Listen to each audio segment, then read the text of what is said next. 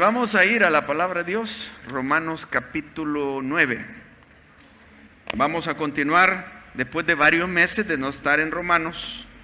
Yo creo que allá como desde septiembre dejamos de predicarlo. Se vinieron unos meses, de octubre lo ocupamos para la oración previo al aniversario más que todo enfatizamos evangelismo.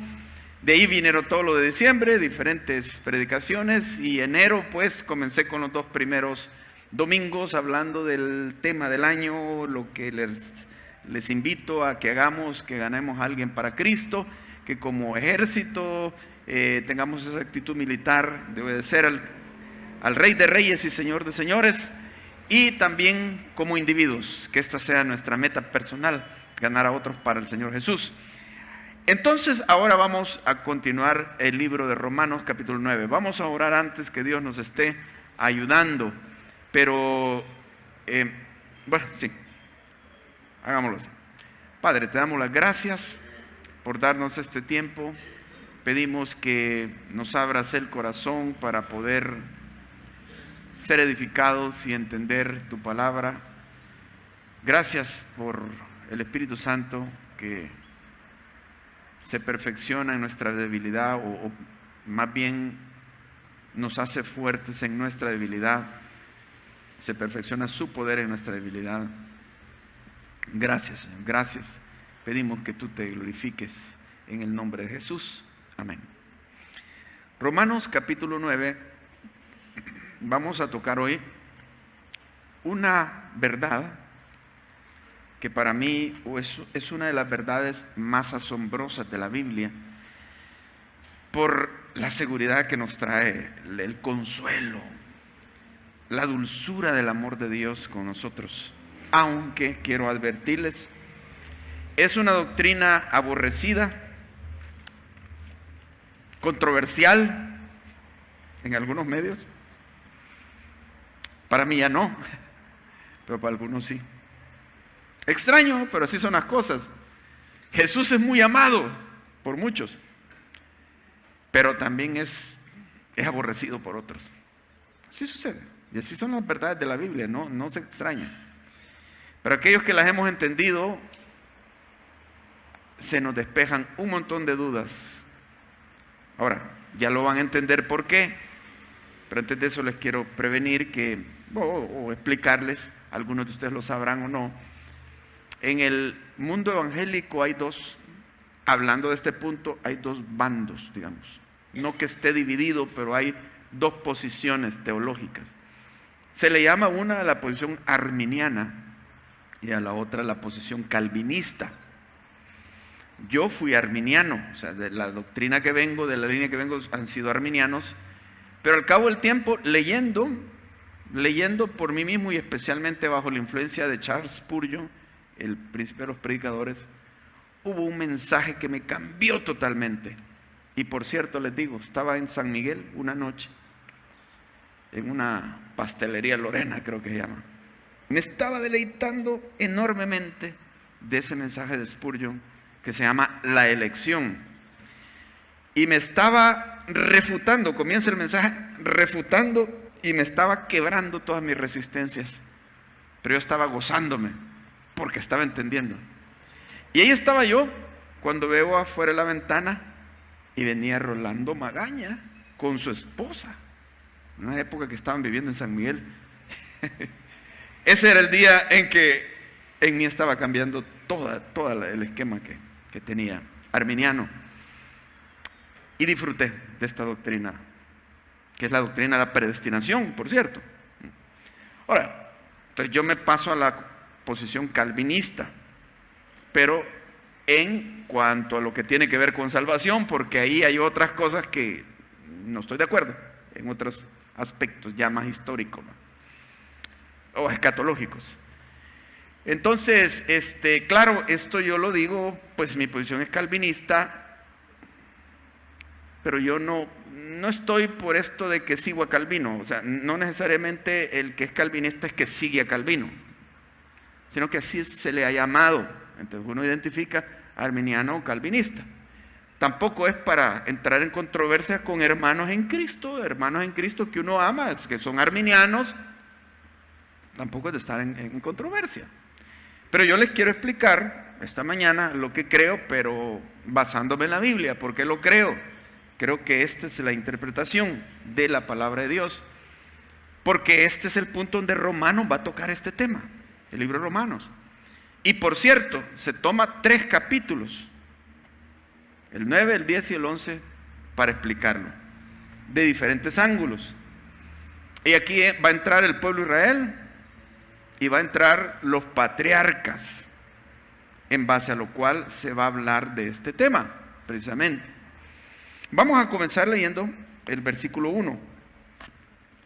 Y además de eso, pues los dejo ya en el primer punto, porque en la esencia de esta discusión tiene que ver, hermanos, con que Dios nos quiere ayudar. Y este es el principal problema que nosotros tenemos, la confianza en la carne. Dios nos quiere ayudar a que confiemos en Él y no en la carne. ¿Qué es la carne? Hemos oído ya, la carne se refiere a mis habilidades propias, a esa idea que yo tengo de cuán santo soy, o cuán inteligente, o tan religioso, o tan justo soy. Todo eso que le da confianza en cualquier cosa que no es Dios, que a veces no nos damos cuenta que tenemos esa confianza. Entonces Dios quiere derribar todo eso. Esta doctrina tiene que ver con eso, con la confianza en la carne o la confianza en Dios. Por eso el título del mensaje es esto: confianza en la carne o confianza en Dios. ¿Cuál es la tuya? ¿Cuál de las dos confianzas? Y tiene que iniciar hablándonos precisamente de por qué es que llegamos a ser hijos de Dios, y hace una distinción entre hijos de la carne o hijos de la promesa. Ahí está. En este caso, los hijos de la promesa son los que no confían en la carne, porque han comprendido desde un inicio en sus fundamentos que la confianza debe estar en Dios y no en nosotros mismos.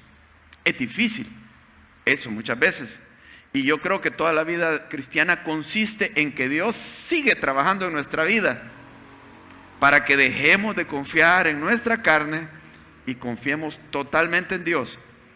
Eso necesitamos, porque va a ser un momento hermosísimo, hermanos, cuando suceda eso, cuando dejemos de confiar en los hombres, en nosotros mismos, en nuestras credenciales, y nuestra fe sea total en Dios. Eso es la plenitud de Dios. Esa es la vida más hermosa que se puede vivir. Y le digo, ahí usted no va a necesitar ni de terapias, ni de nueva era, ni de psiquiatras, ni de nada. No va a necesitar eso, hermano. Ahora, yo no digo, pues, si hay psicólogos cristianos, está bien, pero no toda la terapia no es la que va a ayudar al hombre. En realidad, lo que ayuda al hombre, porque uno puede estar con una terapia toda la vida y nunca sale de sus problemas, es simplemente eso: ¿confío en la carne o confío en Dios? Entonces veamos los inicios de esto. Porque los 3 primeros capítulos, o quiero estos 3 capítulos que vienen, tratan sobre eso. Entonces veamos capítulo 9, versículo 1.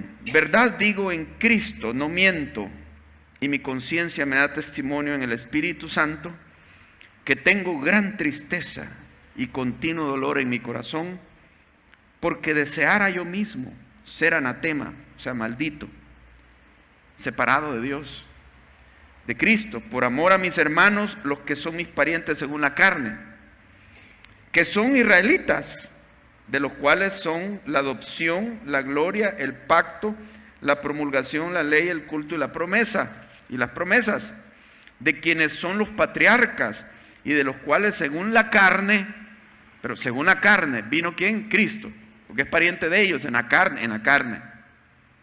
Pero Cristo es más que un judío. Dice, el cual es, ¿qué dice? El cual es Dios, clarísimo, ¿va? Es Dios sobre todas las cosas.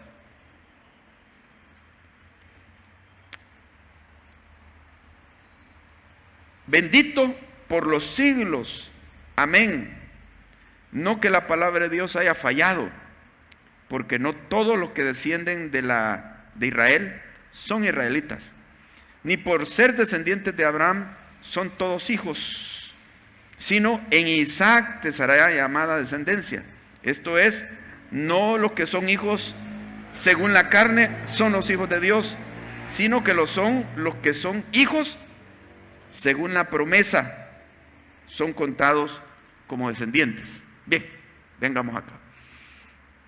Pablo dice, un continuo dolor en su corazón por los judíos. Dice, los judíos han recibido muchos privilegios, dice, tienen las promesas, tienen el culto, tienen la ley, y hasta Jesucristo vino de ellos. Pero están perdidos, a pesar de todo. Ese es el dolor de él. Porque el hecho de ser descendientes de Abraham no les da nada extra ante Dios. Igual se condenan, se van al infierno, igual que cualquier ser humano. Pero el problema de ellos, que ellos se volvieron etnocentristas. Ellos dependen mucho de su linaje, de sus genealogías, y usted puede ver aún ahí en YouTube judíos religiosos, ortodoxos, aún ya en español, hablando en estos términos. Nosotros somos hebreos, nosotros sabemos el hebreo, nosotros sabemos las escrituras, ustedes no, gentiles. Ustedes están engañados, creyendo en el Nuevo Testamento, creyendo que Jesús es el Mesías. No es el Mesías, no, o sea, así, hermanos, e inclusive con blasfemias. Se lo puede mostrar, quizás no todos, pero muy, muy orgullosos de ser judíos, y nosotros somos los gentiles, entonces que tenemos que someternos a lo que ellos piensan porque estamos bien abajo de ellos. Así te lo exponen. Etnocentristas. Por eso Pablo tiene un dolor por lo ciego que están, lo engañados que están. Jesús les dijo, ustedes son hijos del diablo. ¿Cómo va a ser eso? Nosotros somos hijos de Dios, somos discípulos de Moisés, tenemos la Torá. Les dijo, si ustedes entendieran a Moisés, reconocerían quién soy yo. No son hijos de Dios, son hijos del diablo. No me demanden como antisemita, ¿verdad? Porque no es eso. Estoy discutiendo un asunto bíblico que allí Jesús se lo dijo. Son hijos del diablo, y les dijo, porque el diablo es mentiroso desde el principio como ustedes. El diablo es un homicida y ustedes me quieren matar. Y al final lo llevaron a la muerte. Pues, o sea, ¿cómo es posible que gente que se está reuniendo en las sinagogas todos los sábados, que guardan todas las fiestas, que todo el día tienen ceremonias y ritos y viven una vida intensamente religiosa, estén tan engañados como para irse al infierno? O sea, eso asombra. Porque uno diría, el que se va a ir al infierno es el malo, aquellos que están en las cárceles. El bueno, digamos que se ven como buenos religiosos, y ese es el gran problema. ¿Quiénes son los que se salvan en realidad? ¿Quiénes son los que se salvan?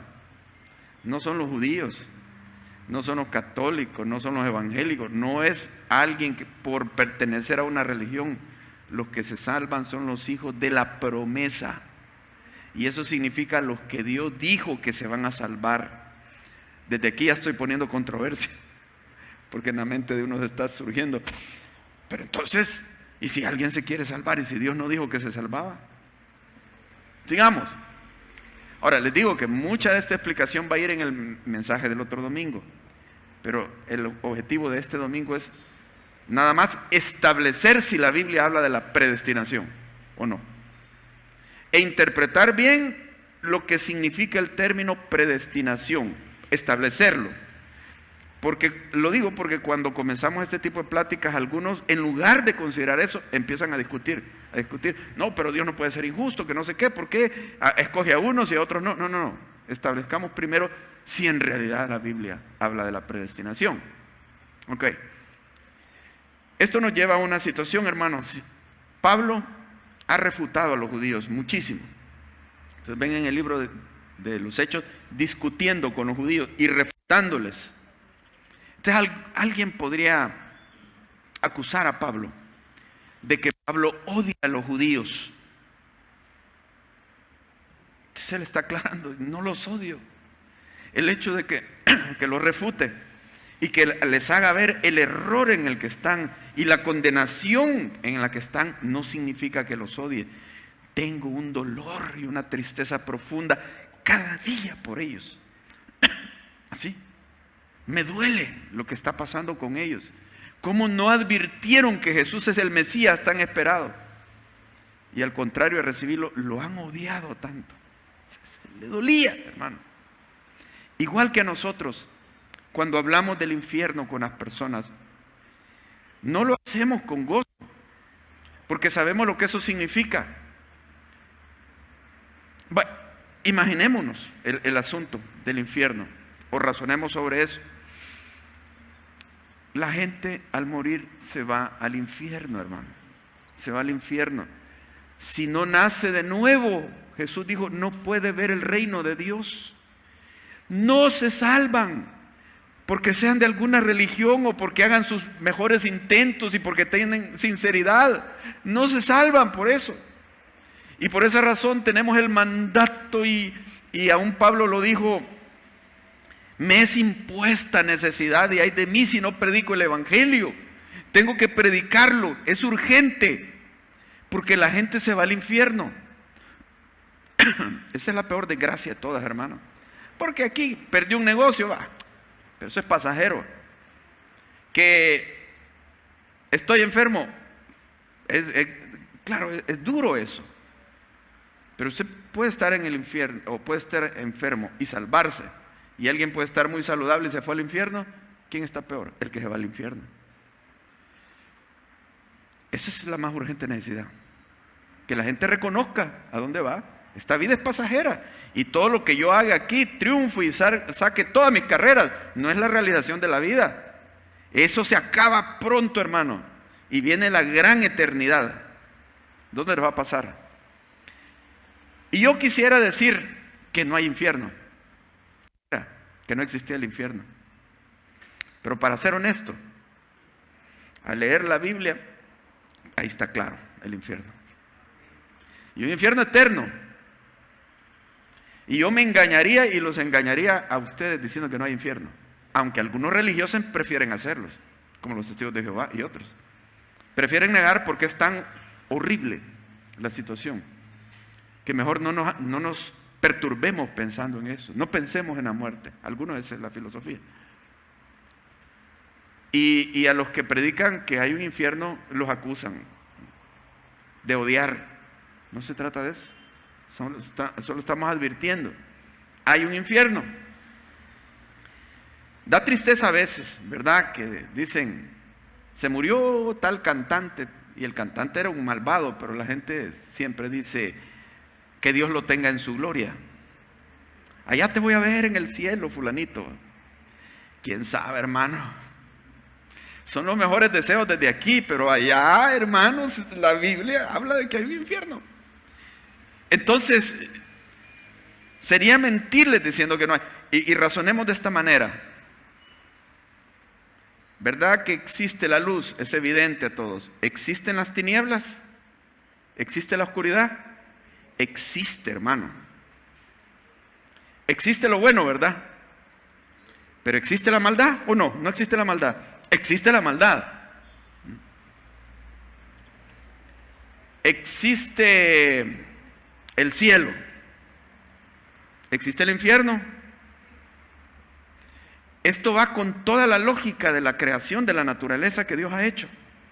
Hay una contraparte de cada cosa. Es decir, sí existe el cielo, pero no existe el infierno.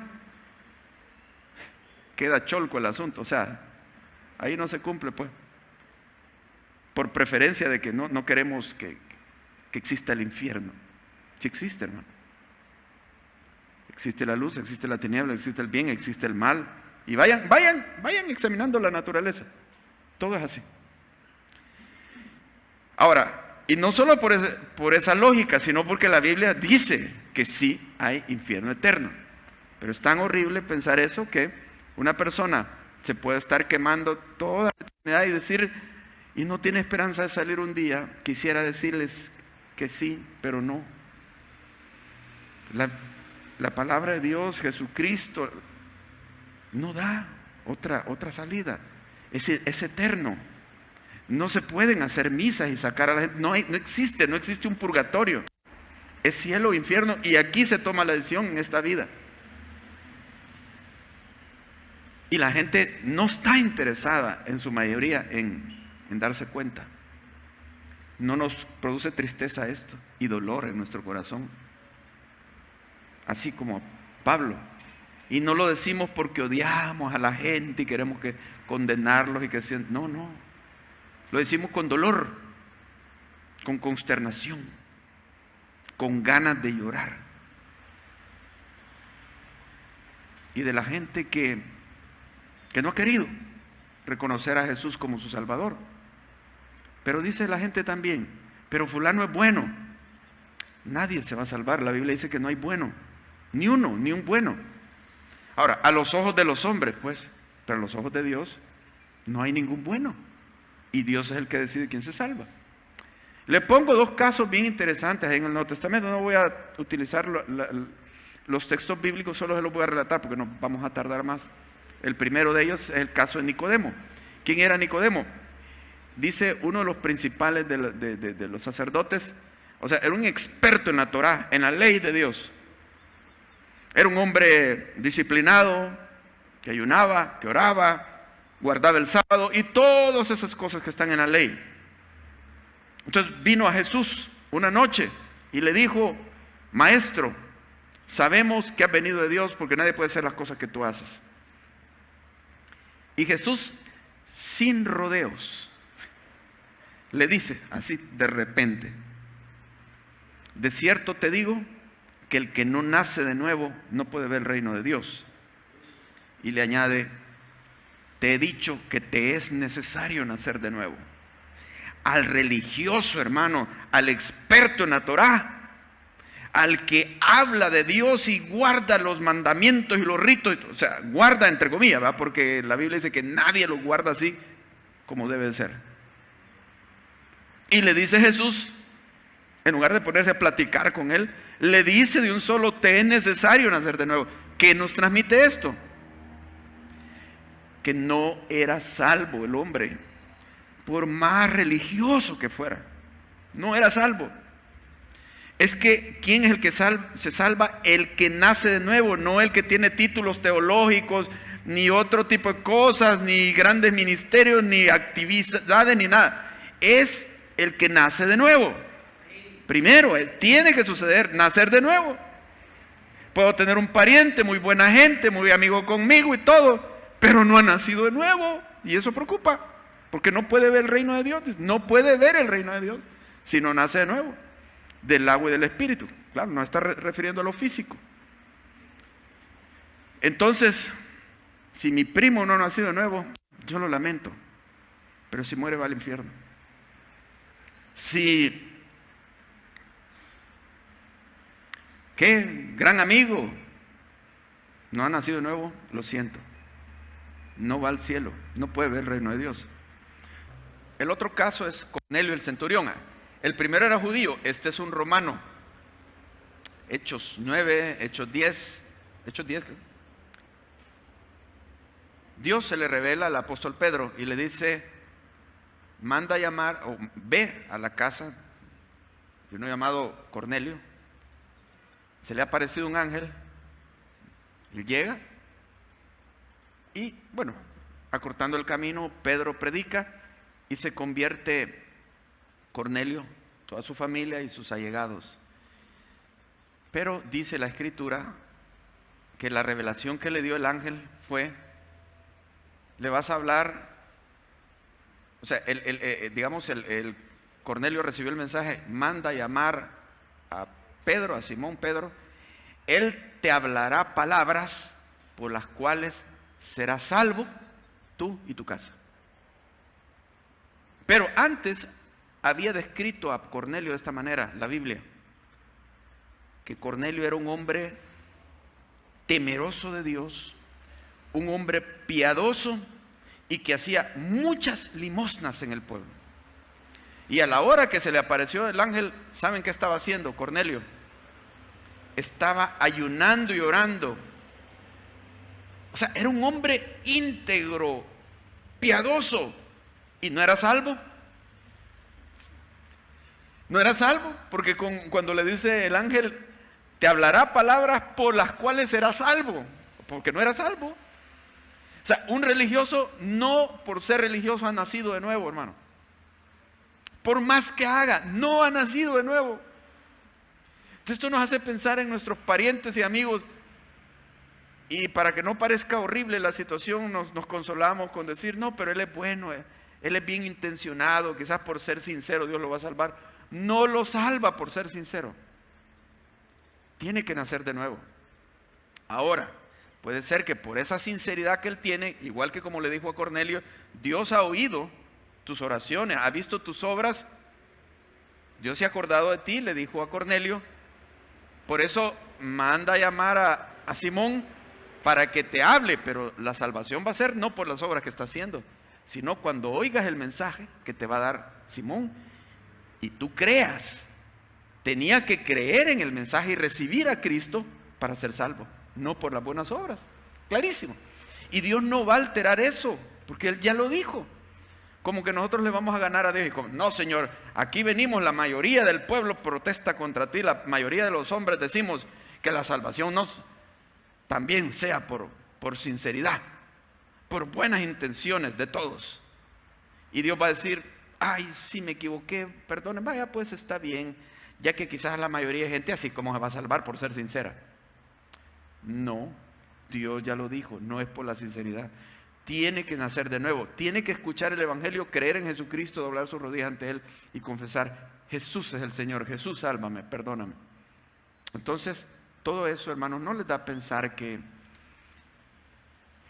si volvemos a ver a nuestro alrededor, no aquí en la iglesia, sino que allá donde estamos, y nos vamos a encontrar con un montón de gente que no tenemos seguridad. Y se está muriendo un montón de gente, hermano. Bueno, ahí en el pasaje donde yo vivo están muriendo todos los señores.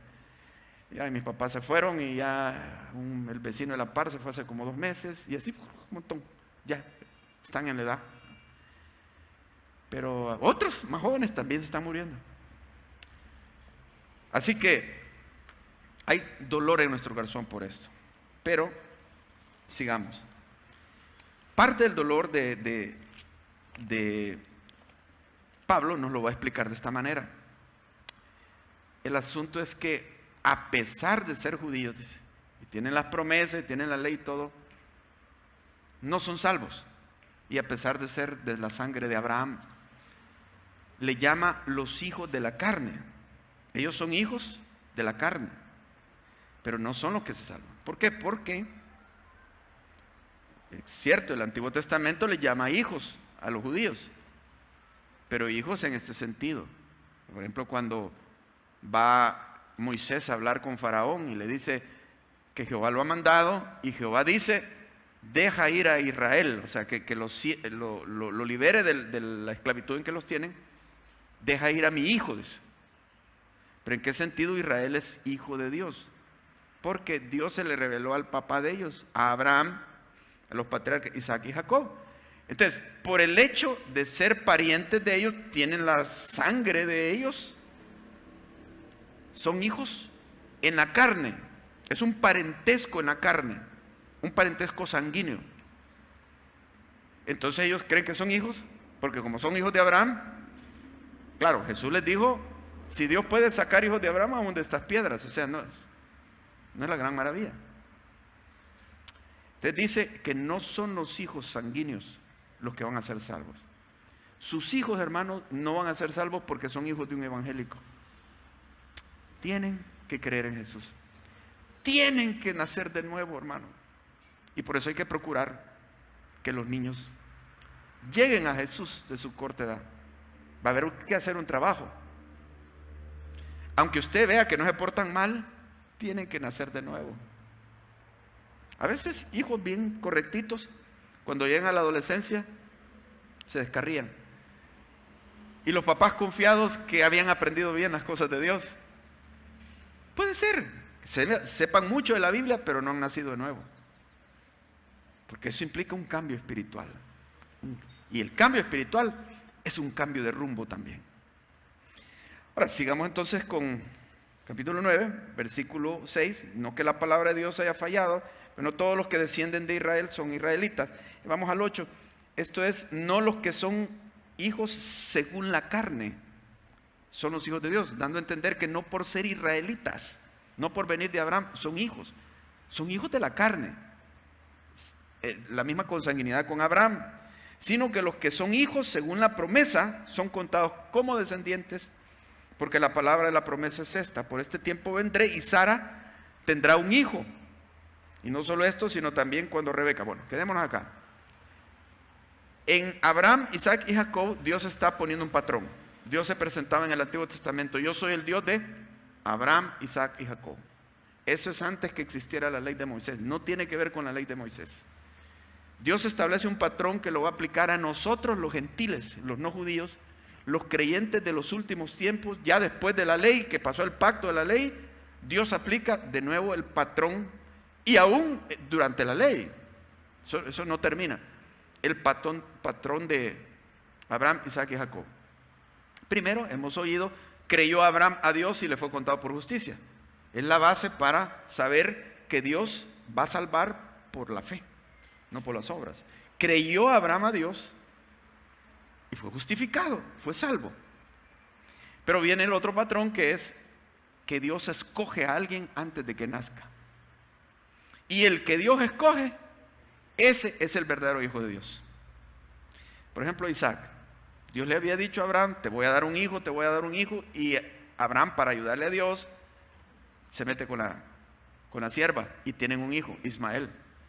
Pero Dios le dijo: no, ese es hijo de la carne, ese no es hijo de la promesa. Señor, pero está difícil, como mi esposa, 90 años y yo 100 años y ella nunca tuvo hijo y no puede. ¿Cómo va a nacer un hijo de ella? Va a ser como yo te he dicho. En otras palabras, le está diciendo: ese es el hijo mío, no ese hijo que tuviste, hijo de la carne. Entonces la descendencia venía por medio de Isaac. Más después, cuando murió Sara, se casó otra vez Abraham, ya bien viejito, y tuvo como 5 hijos más, algo así. Pero tampoco eran, solo eran Isaac. ¿Por qué? Porque ese es el que Dios había dicho de antemano. Va viendo el patrón. Vean el patrón en la otra familia. Viene Isaac, el hijo de Abraham, crece, se casa, y antes que nacieran los hijos de él, Dios dice esta profecía: el mayor servirá al menor. A Jacob amé, mas a Esaú aborrecí. Estaba dando a entender que de los 2 hijos que iban a nacer, Dios escogía al segundo, no al primero, a Jacob. Y no habían nacido todavía. Entonces la descendencia espiritual se iba dando a través de los que Dios decía que iban a ser, no los que los demás creían. El problema de Ismael, como era el mayor, él creyó que él era el elegido, pero era el hijo de la carne. Y en el caso de los hijos de Isaac, como Esaú era el mayor, él suponía: yo tengo los derechos de la primogenitura. Y Dios dijo: no. Por lo tanto, en esta vida, cuando alguien cree tener los méritos suficientes, Dios dice: no.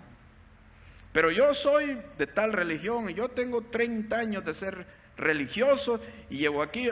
No, pues no. Pero yo he hecho esto, yo he hecho ayunos, yo he hecho... No. Pero yo doy un montón de limosna. No. Los salvos serán los que Dios eligió de antemano. Estarán pensando: ¿y por qué? Que es injusto Dios. Mire, veamos la realidad de estas cosas. Vamos a Romanos capítulo 3, porque para entender esto, primero hay que establecer los efectos devastadores de la caída del hombre. Caímos, Adán y Eva sucumbieron, y sus descendientes nacen con el pecado y son irrecuperables. Los seres humanos no tenemos solución, hermano, ante la caída. Todos somos pecadores. Y dice aquí 3:9. ¿Qué pues? ¿Somos nosotros mejores que ellos? O sea, los judíos son mejores que los gentiles. En ninguna manera. Pues ya hemos acusado a judíos y a gentiles que todos están bajo pecado. Al final todos somos pecadores.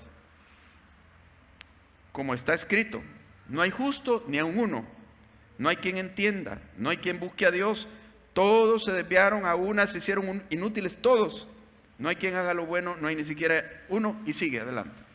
Con esto nos está diciendo, hermano, que ninguno puede salvarse, nadie se puede ir al cielo. Todos estamos condenados y de una forma justa. Porque hemos pecado, ¿o no? ¿Hay alguien que no haya pecado? Si levanta la mano, ahí pecó ya. Al menos el primero, mintió. ¿O hay alguien que no haya pecado? ¿Han conocido ustedes a alguien que no haya pecado? Han conocido gente dulcita y todo, pero eso no quiere decir que no haya pecado. Entonces, debido a eso, nadie ha pecado. Pero esto va más allá. Los efectos han sido más terribles todavía. No solo que hemos pecado, sino que estamos muertos. Efesios 2:1, y Él os dio vida. Él os dio vida, no es que ustedes la lograron. Estando vosotros muertos en vuestros delitos y pecados. Van ustedes a un muerto. ¿Sabían que en su vida le gustaba el café a media tarde? Llegan a la funeraria a media tarde, le preguntan, ¿te gustaría un cafecito ahorita? ¿Qué creen que les va a decir el muerto? Y se pueden quedar repitiéndole ese todo el día y toda la noche. No va a decir nada. Está muerto. Así también, hermanos. Cuando ustedes evangelizan a uno creyente, no entiende nada, hermano. Es como que le están hablando a un muerto. Pero aún así, les debemos de hablar. Porque también no sabemos a quienes Dios le va a abrir el corazón y van a creer. Y se van a convertir, no sabemos. Pero evangelizamos no porque sepamos o no sepamos quién va a ser salvo, sino porque Dios lo ordena y nos hace partícipes del evangelismo. No entienden. Dice en otro texto que Jesús ha venido para que los que no ven, vean. Eso quiere decir que nosotros en nuestro estado condenado somos ciegos. Si ustedes llevan a un ciego a una galería de arte, un montón de cuadros, y le dicen al ciego, vaya hermano, escoja un cuadro de estos, se lo voy a regalar. ¿Creen ustedes que un ciego puede elegir el mejor cuadro? ¿Lo hace o no lo hace? No lo hace, hermano, no puede ver. Entonces cuando tú evangelizas a un inconverso, él no ve lo que estás viendo, no ve lo que dice la palabra, él no ve, está ciego. Eso constriñe el corazón, que eso esté sucediendo, hermano. Te evangelizamos no porque queramos condenar a la gente, sino por una labor tan seria, tan del alma que debemos de hacer. Estamos tratando de salvar a alguien. Y si no es que el Espíritu de Dios obra en esa persona, la persona no va a ver nunca la luz, no se va a convertir. Esto quiere decir que cuando usted se convirtió, hermano, hubo un milagrazo de Dios. Milagro. Y mira, a mí me causaba un problema, cuando yo era arminiano, me causaba problema este versículo que dice, no hay quien busque a Dios, porque no hay justo ni a uno. Vaya, eso lo entiendo, que todos somos pecadores. Pero a continuación dice, y no hay quien busque a Dios. Decía, pero si yo te he buscado, Señor. Yo cuando estaba pequeño y así era. Tenía un instinto religioso desde pequeño y me daba mucho temor el infierno. Y me acuerdo de haber oído programas y siempre que oía algo religioso me atraía. Y a veces en algún momento me iba a meter a una iglesia católica ahí de la colonia a rezar, como en la búsqueda de Dios. Entonces decía, aquí dice, no hay quien busque a Dios, pero yo te buscaba, Señor, como que no se me cumplía y así pasé años. Cuando entendí la doctrina de la predestinación, de la gracia de Dios, recibí respuesta. Me doy cuenta y entiendo esto, no es que yo te buscara, Dios, sino que eras tú quien me estaba buscando. Y si yo te buscaba es porque tú me ponías eso en mi corazón, me querías atraer, me estabas preparando para el día en que me ibas a abrir los ojos. Eras tú, Señor. Porque si no hubiera sido Él, igual que cualquier otro humano, hermano. No hay quien entienda. Yo no hubiera entendido, yo andaría perdido. Si no hubiera sido Él, usted no estaría aquí. Entonces, esto nos revela, esta doctrina, por eso digo, es de lo más dulce que hay en la Biblia, de las más dulces. Hay otras doctrinas, otras verdades también. Lo que me dice es que la salvación, si no me hubiera elegido Él antes de existir, yo no podría ser salvo. Él pensó en mí en la eternidad. Ya vamos a ver otro texto. Y uno se pregunta, ¿y por qué yo, Señor? ¿Por qué fui salvo? ¿Por qué me viste desde la eternidad y me conociste por mi nombre desde la eternidad? Y decidiste salvarme. ¿Qué hago yo? ¿Qué es lo especial? Y te vas a encontrar con la respuesta: no hay respuesta, porque no había nada por lo cual Él te pudiera salvar. Y aquí lo enfatiza en el versículo 11. Miren lo que dice, hablando de Isaac y Jacob. No, quiero decir de Esaú y Jacob. Dice 9:11: pues aún no habían nacido,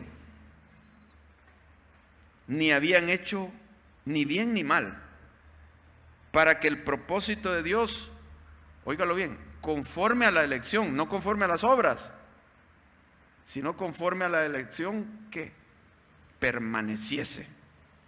No por las obras, sino por el que llama.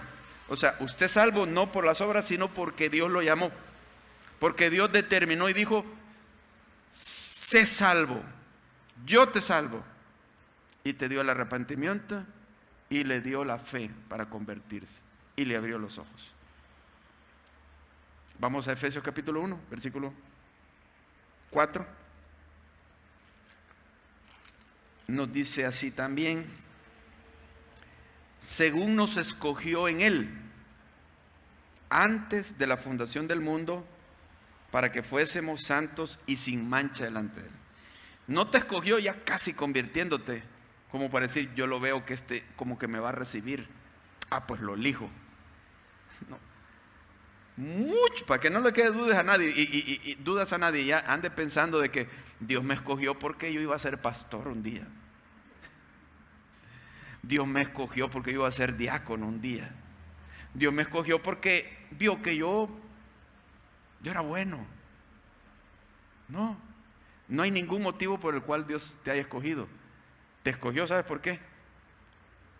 Porque le dio la gana, así. Porque así lo quiso. Qué hermoso esto, hermano. ¿Quién soy yo? Me viste, Señor. Y gracias por haberlo hecho. Porque si de mí hubiese dependido, entiendo que yo no lo hubiera hecho. ¿Por qué? Porque el hombre, el ser humano, está caído y tiene presa su voluntad, su capacidad de decidir, la tiene presa de su naturaleza pecaminosa. No quiere decir que usted no pueda escoger cuál corbata ponerse, pero en relación a Dios, el hombre está muerto. Entonces, si Dios no elige, nadie se salva. Entonces viene la pregunta: ¿y por qué Dios no elige a los que se van a perder? No, que la pregunta debería ser: ¿por qué eligió si estaban perdidos igual que otros? ¿Por qué eligió? Y aquí se encuentra la respuesta: 100% gracia de Dios. O sea, bondad inmerecida. La gracia es la bondad inmerecida. 100%. Porque si usted, digamos, determinara que Dios lo eligiera, si la cosa fuera así, mira, y esto así lo explican los arminianos, es que Dios vio de antemano, vio lo que iba a suceder en el futuro. Entonces, como vio que Mario Mejía, allá está el hermano diácono, Mario Mejía iba a aceptar a Cristo, entonces Jesús dijo: pues yo lo voy a elegir porque Él me va a aceptar. ¿Ustedes creen que eso es elección de Dios? No. Eso sería solo ratificar lo que Dios vio en el futuro, que Mario Mejía lo iba a aceptar. No sería predestinación. Predestinación, la misma palabra. Destinación, pero no la hacemos nosotros. Alguien predestina, antes destina que tú te vas a salvar, vas a ser hijo de Él, y sin mancha. Si no, no se llamaría la palabra, el término no encaja con esa explicación. Entonces, no es que Dios vio en el futuro y vio que Fernando lo iba a recibir y entonces lo elijo a Fernando. No. Es que Dios decidió, este no se me va, este no se me escapa. No te le escapaste, ¿va, hermano? Esto es tu selección. Sigamos con Efesios. Según nos escogió en él antes de la fundación del mundo, para que fuésemos santos y sin mancha delante de él, en amor, habiéndonos predestinado. En amor, porque te amó. Tú no sabes por qué, nunca te vas a explicar por qué te amó. Si ni eres la gran maravilla, pues, lo digo de mí. Porque dice el Señor, miren que no hay muchas celebridades entre ustedes, dice en Corintios, ni muchos poderosos, ricazos, ni nada de eso, como para que me escogió por eso, ni muchos de sangre azul, sino que lo necio del mundo escogió Dios. Wow, lo vil, lo menospreciado, lo que no es, para deshacer lo que es. Pero lo maravilloso es que no es que uno sea grande en este mundo, lo maravilloso es que haya sido elegido y que allá en el otro mundo futuro ahí vas a ser grande, pero por la pura gracia de Dios, 100%. Porque si esto no se explicara así, por ejemplo, en el plano arminiano dijeran, es que Dios te eligió porque vio el futuro y vio que ibas a aceptar a Cristo. En ese caso, habría algo de mí que yo puse para mi salvación, que fue que yo acepté a Cristo. Entonces Dios me escogió porque yo iba a aceptar a Cristo. Había algo. Entonces mi salvación no es 100% gracia, pongámosle 98% gracia, pero un 2% mío, porque yo acepté a Cristo. Pero no sería gracia total, sería en parte salvación por obras, sería salvación por el hombre, así es, disfrazada de gracia, porque yo puse, porque si yo no lo acepto me condeno, yo. Entonces yo decido si yo decido por mi mérito de aceptar o no aceptar. Esa sería la gran obra que yo haría para convertirme. Acepté o no acepté. Ni esa obra tienes tú, hermano, ni yo, porque el que hayas aceptado a Cristo es porque Dios te lo reveló en tu corazón y te hizo un llamado del cual no te pudiste escapar. Esa es la doctrina de la gracia irresistible. Y viniste a Cristo. Él te dio la fe y Él te concedió el arrepentimiento porque te amaba. Y dice, en amor, habiéndonos predestinados de antes de la fundación del mundo, para que fuésemos santos y sin mancha delante de Él, para ser autodigo suyo, según el puro afecto de su voluntad. En otras palabras, todo esto es porque a Dios así le dio la gana. Así es, por el puro afecto de su voluntad. Qué hermoso para nosotros. Yo me sentía inseguro del amor de Dios antes, porque decía, Dios me ha amado, sí, pero me ama porque yo lo acepté a Cristo, entonces a Él le gustó que yo haya aceptado a Cristo, entonces me ama. De alguna forma era condicional. Y cuando me está diciendo que ni había aceptado a Cristo, yo ni había hecho nada para eso. Él me amó. ¿Qué más me transmite? Estoy seguro en el amor de Él. Porque si me amó sin haber ni un mérito, ahí llegamos a la conclusión de lo que dice Romanos 8. Por lo cual, estoy seguro, ni la muerte, ni la vida, ni nada nos podrá separar del amor de Dios. Eso lo liga con la predestinación. Si Dios te predestinó y te amó desde la eternidad, ahora en esta vida, no hay nada que te pueda separar. O sea, estás totalmente en el amor de Dios. Qué hermoso es darse cuenta de esto, hermano, porque el amor de Dios nos vuelve seguro, nos transforma. Ya no duda, ya no debe de haber duda, hermano, porque la duda viene de una inseguridad de los fundamentos que tienes, como que es por obras un poco también. No, es total el amor de Dios. ¿Por qué lo amamos a Él? Dice, porque Él nos amó primero. Y dice, no me elegiste vosotros a mí, Juan 15, ¿Y qué sigue? No me elegiste vosotros a mí, sino que yo os elegí a vosotros. Si yo lo hubiera elegido a él, no diría eso él. Yo me encuentro entonces, ahora estoy como cristiano en Cristo. Pero él me aclara, tú no me elegiste, yo te elegí. Con amor eterno te he amado, por tanto te prolongué mi misericordia. Usted vive así, lleno, revuelto, sumergido en la misericordia de Dios, ¿verdad? Ahora, nuestros fracasos, nuestros pecados provienen de que nos salimos. Pero es de darnos cuenta de nuevo de nuestra posición. Nos salimos del amor de Dios y otra vez empezamos a depender de la carne, de nuestra fuerza, de lo que nosotros podemos hacer. Déjelo en las manos de Dios, hermano. No solo su salvación, sino las demás cosas. Déjelo en las manos de Dios. Ya se lo enseñó desde el principio. Él es su defensor. Él es su fuerza. Él es su refugio. Él es su amor. Él es el Dios que le perdona. Él es todo, hermano. Esto nos va a transformar. Vamos a orar en este momento. Mientras estamos orando, si alguien reconoce su necesidad de nacer de nuevo, de ser salvo, y no tiene seguridad de que si muere hoy va al cielo, yo le aconsejo que hoy acepte a Cristo como su Salvador personal. Algunos dirán, pero es que yo no sé si soy elegido de Dios o no. No se complique.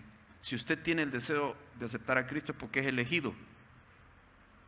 O es señal de que es elegido. Es señal que Dios está trabajando en su corazón. ¿Por qué no viene y le dice, Señor, aquí estoy? Tú me has andado buscando. Sálvame hoy. Y Jesús le va a salvar, de verdad. Recíbalo como su Señor y Salvador. ¿Cómo? Por medio de una oración. Haga esta oración. Dígale así al Señor Jesús. Señor Jesús, reconozco que soy pecador y que estoy perdido. Sálvame hoy. Te recibo como mi Señor y mi Salvador. Perdóname todos mis pecados. Sálvame. Si alguien hizo esta oración, le aconsejo que siga adelante y le comunique a la persona que lo invitó de que usted ha recibido a Cristo para que le dé una ayuda espiritual. Gracias a nuestro Señor, síguenos bendiciendo y danos de nuevo para hablar de ti. Danos amor por las almas perdidas. Danos el terminar nuestra carrera bien sobre la tierra. Despedirnos con una paz en nuestro corazón que te hemos glorificado. Ayúdanos, Padre, en el nombre de Jesús. Amén.